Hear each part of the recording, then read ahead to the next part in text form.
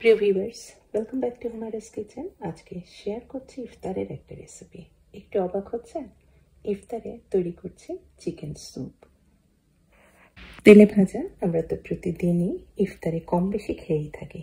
এইভাবে একবার খুব সহজভাবে স্টক তৈরি করা ছাড়াই চিকেন স্যুপটা তৈরি করবেন, সবাই পছন্দ করবে। আর বলাই বাহুল্য, খুব ঝটপট 10 মিনিটের মধ্যে তৈরি করা এই স্যুপটা হতে পারে ইফতারে একটা খুব পুষ্টিকর আর হেলদি আইডিয়া। আমি চিকেন দিয়েই তো করছি, আর আমি চিকেন একটু ছোট ছোট টুকরা করে নিচ্ছি। আপনার কিন্তু আবার ইচ্ছা করলে একদম চিকেন কিমাও ব্যবহার করতে পারেন। এখানে কতটুকু 1 কাপ পরিমাণই হবে, ইচ্ছা করলে কিন্তু 1 কাপের কমও নিতে পারেন, আধা কাপ দিলেও কিন্তু হবে। আর আমি একটু সামান্য চিকেন লিভার ছোট ছোট টুকরা করে নিয়েছি। এটা আমি সিদ্ধ করে ফ্রোজেন অবস্থাতে রেখে দিই ডিপ ফ্রিজে, যখন দরকার হয় তখন ব্যবহার করি। আর রান্নাটা তৈরি করছি, আর প্রথমেই বলেছি এখানে কোনো ধরনের স্টক তৈরি করার প্রয়োজন নাই। আমি সামান্য কিছুটা সাদা তেল দিয়েছি, আর দিয়ে দিলাম চিকেন। আর এটা দিবেন ফ্রেশ আদা, আমি একটু ছেঁচে দিয়েছি, এতে খুব সুন্দর একটা সুগন্ধ হয়।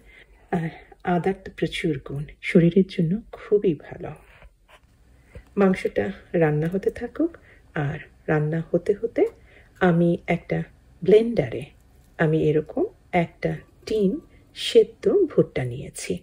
এই সেদ্ধ ভুট্টায় আমি ব্লেন্ডারে কিছুটা পানি দিয়ে খুব মিহি করে ব্লেন্ড করে নিচ্ছি। পানির পরিমাণ 1 লিটার বা 1.5 লিটার পর্যন্ত হতে পারে। মুরগির মাংস থেকে পানিটা তো অলরেডি ছেড়ে দিয়েছে, পানি কিন্তু সম্পূর্ণ শুকায়নি। এখনই দিয়ে দিলাম ব্লেন্ডারে ব্লেন্ড করা ভুট্টাগুলি। টিনের ভুট্টাই যে ব্যবহার করতে হবে এরকম কোনো না, আপনারা বাজারে যে ভুট্টা পাওয়া যায় ফ্রেশ, সেটাও ছাড়িয়ে নিয়ে ব্লেন্ডারে মিহি করে ব্লেন্ড করে নিতে পারেন। কিছু সস দিয়ে দিচ্ছি, আমি দিয়েছি সয়া সস। উপকরণগুলির পরিমাপ আমি দিয়ে দিয়েছি ডেসক্রিপশনে, আপনারা দেখে নিতে পারেন। আর দিয়ে দিলাম এটা ফিশ সস। সসের মধ্যে এটা কিন্তু আপনারা কম বেশি করতেই পারেন, টেস্ট অনুযায়ী টেস্ট করবেন, আর সেই অনুযায়ী সস কম বেশি করে আপনারা অ্যাডজাস্ট করে নেবেন। সসগুলি দেওয়ার পরে, সসে তো প্রচুর লবণ আছে, টেস্ট করে নিয়ে স্বাদ অনুযায়ী লবণ দিয়েছি। আর দিয়ে দিলাম চিকেন লিভারগুলি। একটু টক স্বাদের জন্য দিয়েছি সিরকা, আপনারা লেবুর রসও দিতে পারেন। আর লাল রঙেরগুলি দিয়েছি, এটা হচ্ছে নাগামরিচ, খুবই ঝাল হয়। বাচ্চাদের জন্য করলে এই স্যুপের মধ্যে নাগামরিচ দেবেন না, নর্মাল কাঁচা মরিচই সামান্য পরিমাণে অ্যাড করতে পারেন। এখন কিছুক্ষণ ধরে ফোটাবো। আর এই স্যুপে আমি অ্যারোরুট দিচ্ছি, অ্যারোরুটটা পানি দিয়ে গুলে নিয়েছি। অ্যারোরুট দিচ্ছি আর নাড়ছি সঙ্গে সঙ্গে, যাতে কোনো লাম্পস বা দলা পাকিয়ে না যায়। আর সব শেষে সুগন্ধের জন্য দিয়ে দিলাম 2টা কাঁচামরিচ, আমি বিচিটা ফেলে দিয়েছি। স্যুপ রান্না হয়ে গিয়েছে, আমি চুলা থেকে স্যুপের হাঁড়িটা সরিয়ে দিয়েছি। এখন ছড়িয়ে দিচ্ছি কিছুটা সিজন তেল বা তিলের তেল। এতে কিন্তু স্যুপের স্বাদটা বা একটা সুগন্ধ পাবেন, খাওয়ার সময় খুব ভালো লাগে।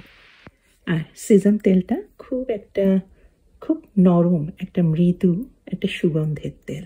এটা স্যুপ রান্না করার সময় চুলাতে যখন থাকবে তখন দেবেন না, তাহলে কিন্তু এই সুগন্ধটা নষ্ট হয়ে যায়।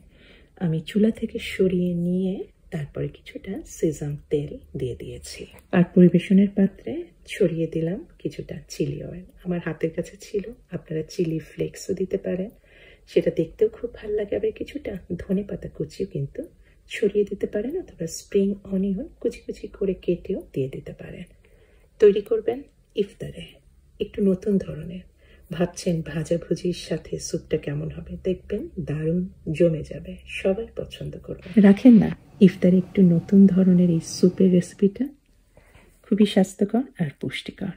আমার রেসিপি যদি পছন্দ হয়, অনুরোধ করব অবশ্যই আমার চ্যানেলকে সাবস্ক্রাইব করে আমার চ্যানেলের সাথেই থাকবেন। সবাইকে অনেক ধন্যবাদ। আল্লাহ হাফেজ।